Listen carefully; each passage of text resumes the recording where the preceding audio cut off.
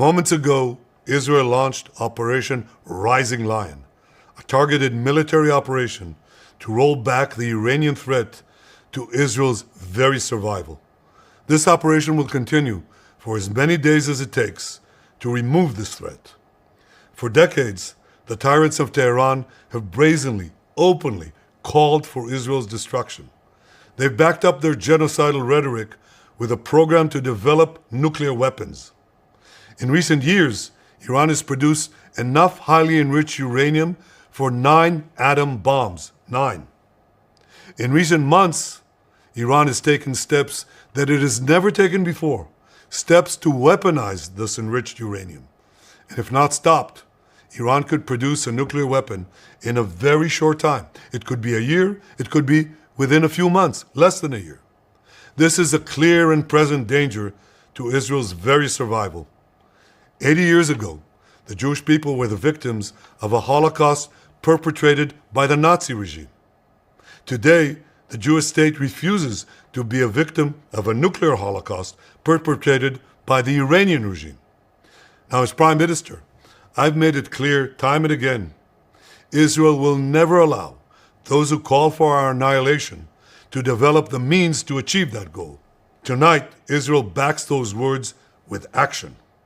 We struck at the heart of Iran's nuclear enrichment program. We struck at the heart of Iran's nuclear weaponization program.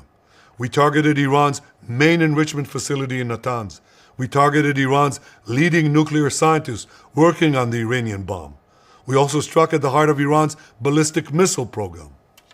Last year, Iran fired 300 ballistic missiles at Israel. Each of these missiles carries a ton of explosives and threatens the lives of hundreds of people. Soon, those missiles could carry a nuclear payload, threatening the lives not of hundreds, but of millions. Iran is gearing up to produce 10,000 of those ballistic missiles within 3 years. Now just imagine 10,000 tons of TNT landing on a country the size of New Jersey. This is an intolerable threat.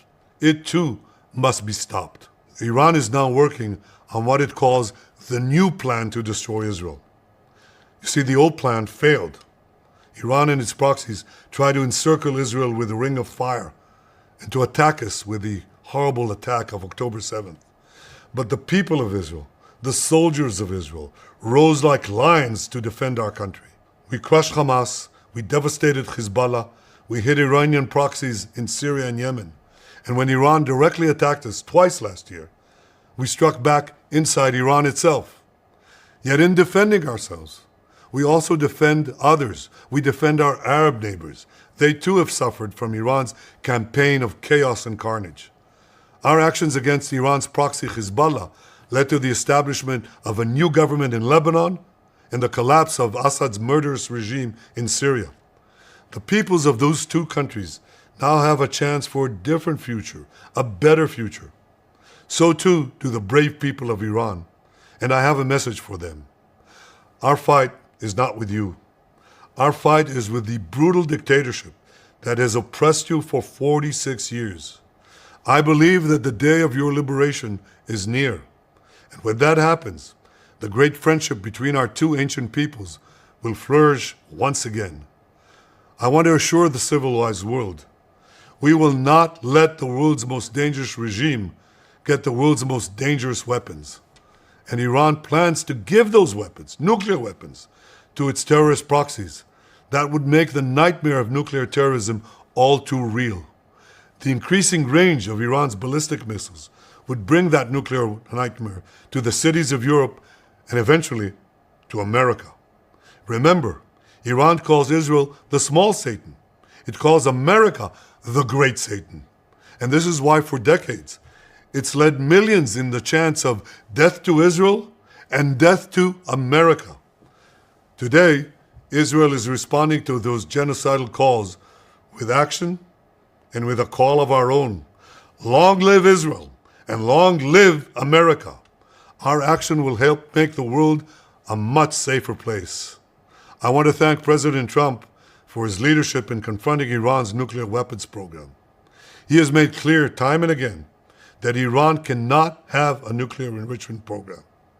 Today, it is clear that Iran is just buying for time.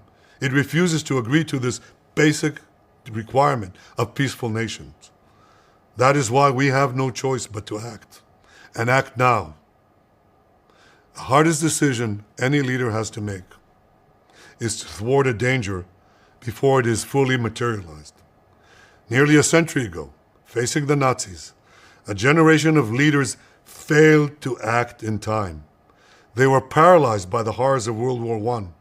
They were determined to avoid war at all costs, and they got the worst war ever. They adopted a policy of appeasement. They closed their eyes and ears to all the warning signs. That failure to act resulted in World War II, the deadliest war in history. It claimed the lives of 60 million, including 6 million Jews, a third of my people. After that war, the Jewish people and the Jewish state vowed, never again. Well, never again is now. Today, Israel has shown that we have learned the lessons of history. When enemies vow to destroy you, believe them. When enemies build weapons of mass death, stop them. As the Bible teaches us, when someone comes to kill you, rise and act first. This is exactly what Israel has done today. We have risen like lions to defend ourselves. Over 3,000 years ago, Moses gave the people of Israel a message that has steeled their resolve ever since. Be strong and courageous, he said. Today, our strong and courageous soldiers and people stand together to defend ourselves against those who seek our destruction. And by defending ourselves, we defend many others, and we roll back a murderous tyranny. Generations from now, history will record that our generation stood its ground, acted in time, and secured our common future. May God bless Israel.